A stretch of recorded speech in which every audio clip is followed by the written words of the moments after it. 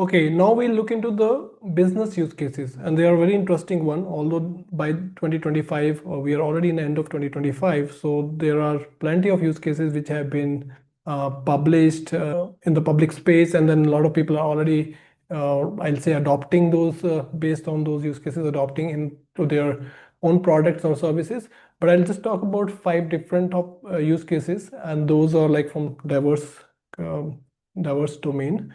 So let's talk one by one. Again, I have a link which I will use to go into detail of this, each one of them. But so first one is Amazon Rufus. So this is the chatbot. Now, what I want to talk about this chatbot is this is for e-com chatbot for company Amazon.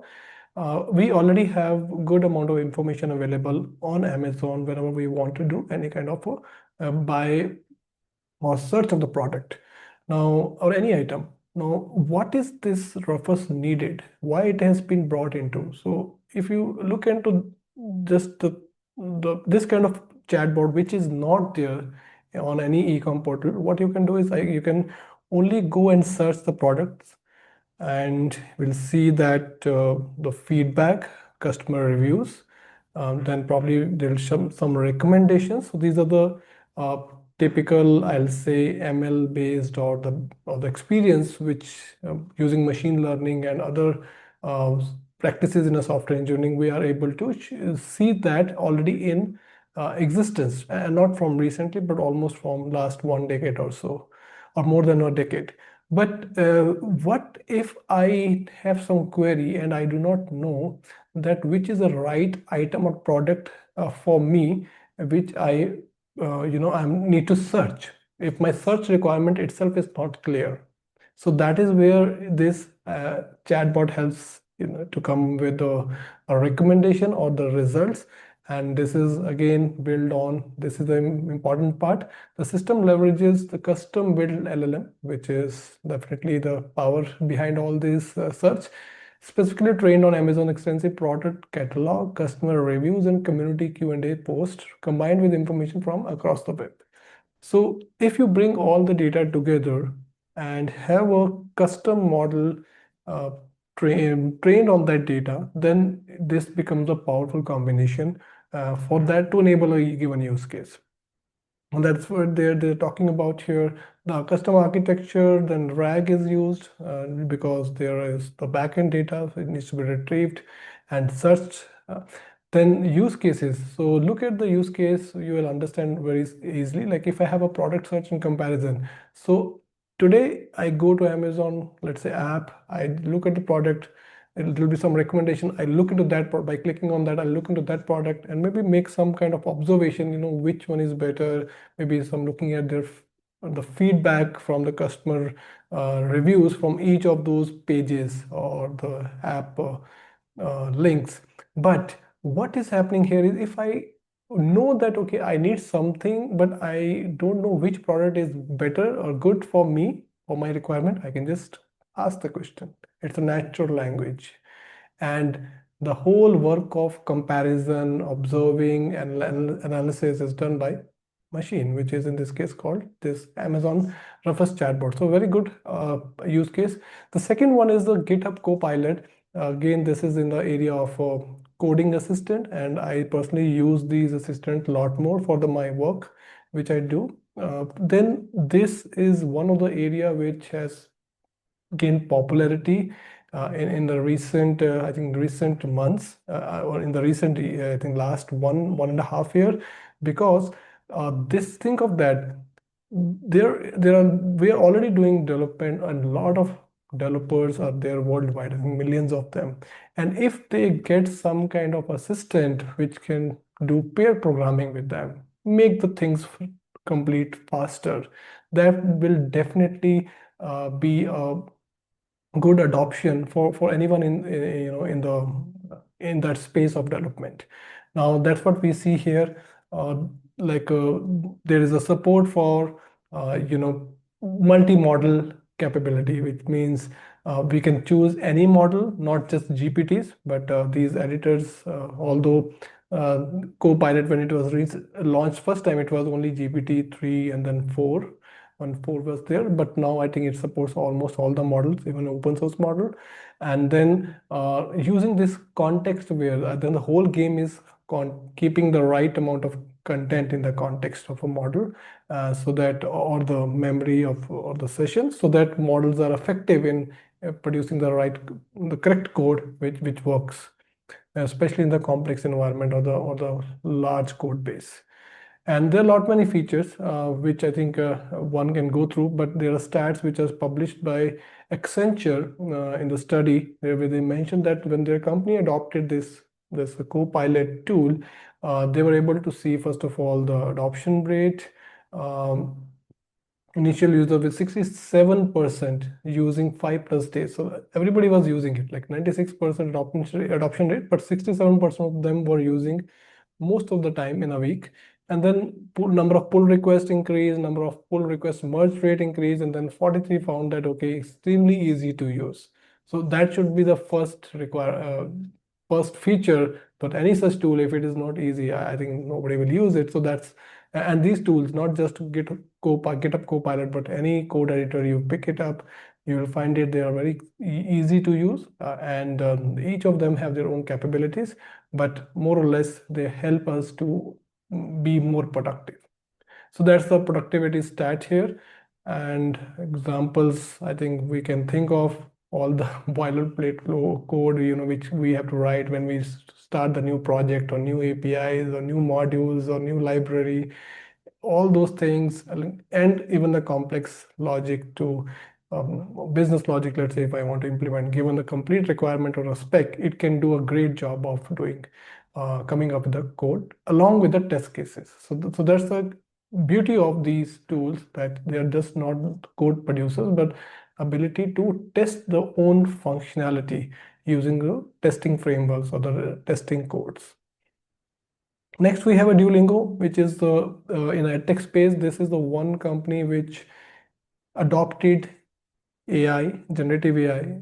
I think almost in the time when ChatGPT was launched. So they were working with OpenAI, GPT-3, 3.5 model initially, to see how they can adopt in their business, like whatever application they were building or supporting for our customers, and make sure that there's a good experience with the AI generated content.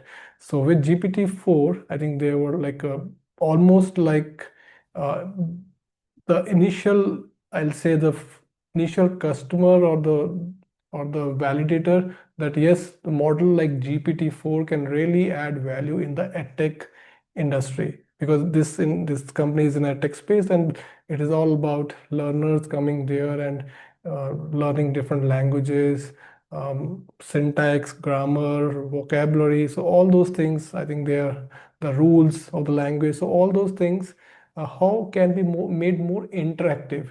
And they're not just using uh, the GPT-4, but they're also using video call or the voice conversation, using the voice capability, which is the model. If you heard about Whisper, is the model which is used, very popular again from OpenAI, and they brought like all these capabilities together, like brought Whisper for converting the voice conversation into text, and then using with the help of Lily, which is another, I think, another application. And then there's the business impact. See the kind of impact we are talking here.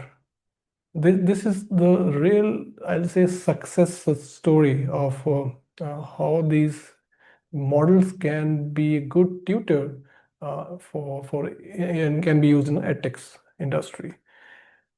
Okay, and then I'll quickly go to the next one, the Harvey AI. So Harvey AI is, I think, the very popular name of Harvey Specter from the TV show Suits. So this is the AI company, again with the focus on law related documents, how we can process it.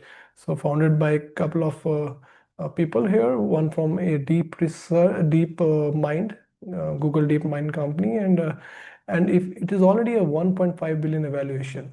So there, what are the things they are offering? So custom case law model, So they partnered again with OpenAI to create a custom trained model for all US case laws. So that's what the specification is. So you'll not get much value with a generic model like GPT-4 or 5. Once they are trained for specific use cases or specific domain, then they become super useful or powerful, I'll say in this case, that the kind of analysis we can do with them is not easy to get it done with manual efforts, or even though somebody is expert, but that person still needs to spend a lot of hours to get the real value out of the this document analysis. So this can be done by these models very quickly. And hallucination reduction, this is what I was saying, that if you have these models uh, trained, then it also helps to make sure that it can validate the document, validate the data appropriately, so that there is no assumption or kind of filling up with some random value or the random data which we normally know as a hallucination by the model. So that also is an important factor, how this has, training has helped this company. And then what are the core capabilities? So legal research, contract analysis, document drafting, due diligence, workflow automation. So these are the, I think they're early into the law field, and these are always the common requirement, especially in US and other countries as well. So definitely they are becoming uh, early entrant into this domain. With AI will help them to grow that faster, because they all know the problems well, and they know how to make it work with model like GPT-4 or GPT-5. So there is the real world impact. So I think they talked about the company Allen and Overy, which is 4,000 plus lawyers across 43 jurisdictions using Harvey. So they have some stats already. Platform growth reached 100 million ARR as of August 2025. Wow, that's a good number. I'll say great number, not just good. And finally, we have a Morgan Stanley Wealth Management use case. So this is a very interesting one. And if you see these wealth management companies, or companies which have a lot of data, data in the form of cases, contracts, all kind of documents. So it's like a rich repository. Now, without AI, like a model like GPT, what was happening? They were not useful for a system. Always it will be pulled in the form of PDF. Somebody has to read, take some action, maybe do something, take notes, or extract some content and use it to support their facts and to support their arguments. But now think of that, these just exposing this repo or this knowledge base in the form of a chatbot. So you ask the question, and chatbot will figure out which document has the right information for this query and bring it to the user. So if you see here, they're using here even OpenAI Whisper model, because they don't deal in the textual data, but also the data which is like meetings, recordings, interviews. So it means converting those voice like audio conversation into text using Whisper, and automatically generates meeting notes, action items. So a lot of automation scope was already there in this industry. And not just Morgan Stanley, but all those companies which are sitting on a plenty of data, they can definitely use things like RAG, retrieval augmented generation, to build a corpus, they have a corpus to build a knowledge base, or convert the corpus into a knowledge base and expose it to large language model, so that and LLM just acts as a chatbot for them. So that's a simple interface, light interface. So you see that they have like a model evolution, so progress from GPT-3 to GPT-4. So it means they would have definitely started a lot early, before even we know Chat GPT came into existence.